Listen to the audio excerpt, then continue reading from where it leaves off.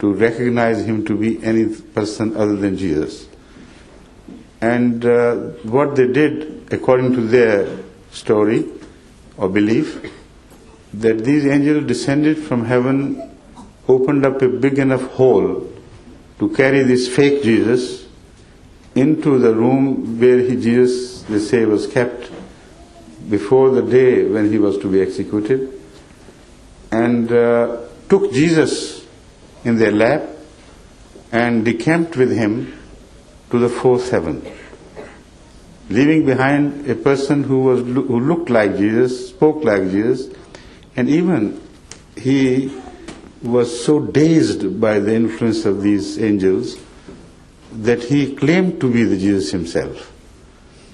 So that something was crucified while Jesus was saved.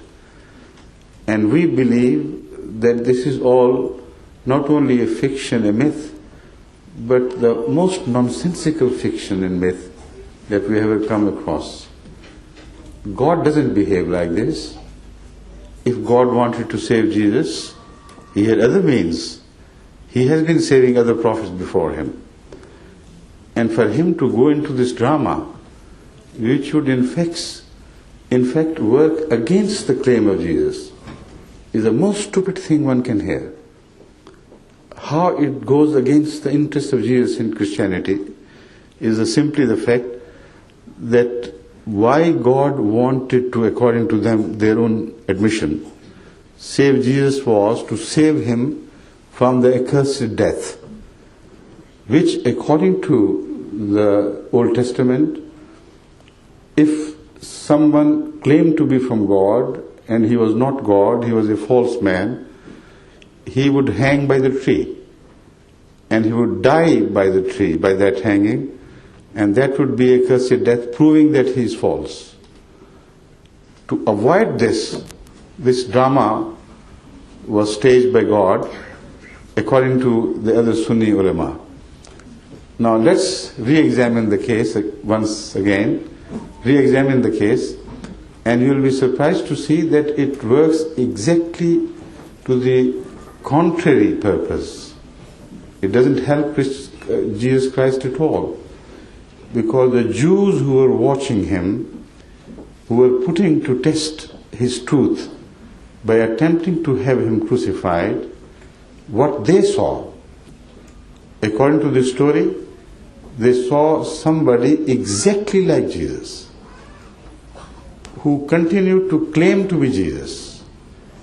He believed in his identity as Jesus so strongly that he faced death rather than to change his claim, that rather to reform himself and say, all right, I withdraw my claim and I'm no longer the person I claim to be. Nothing of this happened. So what was the impression received by the onlookers, by the Jews who were watching with interest the outcome of this exercise?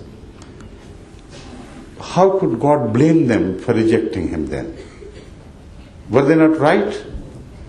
And within their religious right to disbelieve and reject him, because according to the Bible, if somebody claimed to be a prophet of God while he was not a prophet of God, and he hanged to his death upon the cross, then that person was a false man, he was a liar, and he had to be rejected.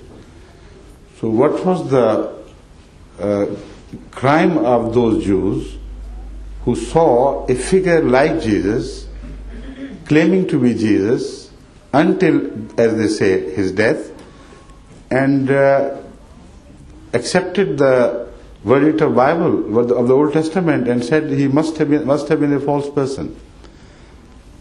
Now, the ulama, the Muslim Sunni ulama say, when they appear before God on the Day of Judgment, God would tell them that you were duped, you were false, you were deceived.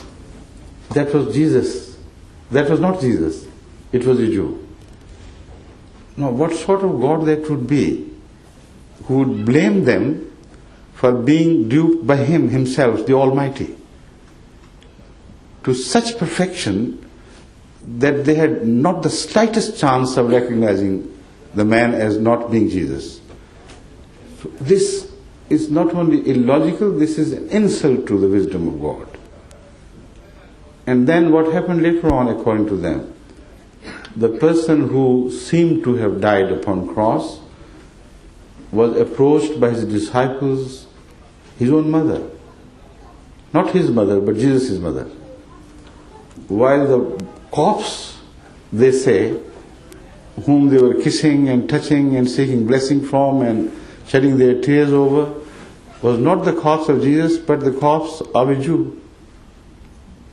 Well, I have full respect for Jews, but these ulama don't have any. So according to their scenario, this person was the sworn enemy of Jesus, whom his mother Mary was sending off like this with tears and with prayers and with such sorrow in her heart. So who was duped? The disciples of Jesus Christ. In reality, what happened was that such a drama could not have been conceived by anyone but the Satan and the devil himself, because it worked exactly against the interests of Jesus Christ and his followers. There's more to it. I have discussed it in detail in one of my small books on Jesus Christ and what happened to him. So I think this is sufficient for the time being. I'm sorry, I had promised perhaps that I will not go into the arguments, did I? But I was carried away. So this is their belief, and Ahmadis believe no such nonsense. What we believe is that God promised to save him from the ignoble death upon cross, as God had shown him in so many ways that he will be saved prior to crucifixion. He was told by God that he will leave the people here, the Israelite tribes to whom he addressed as a prophet, and go in search of the lost sheep of the house of Israel. This promise he had made to his people. So if he had died upon cross, he would be proved false, doubly false.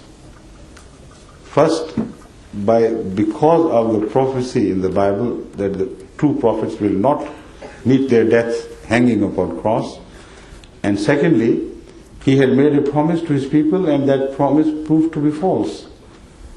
And secondly, he made another promise that no miracle will be shown unto the people of that time except the miracle of Jonah, the prophet of the fish. Now, what was that miracle?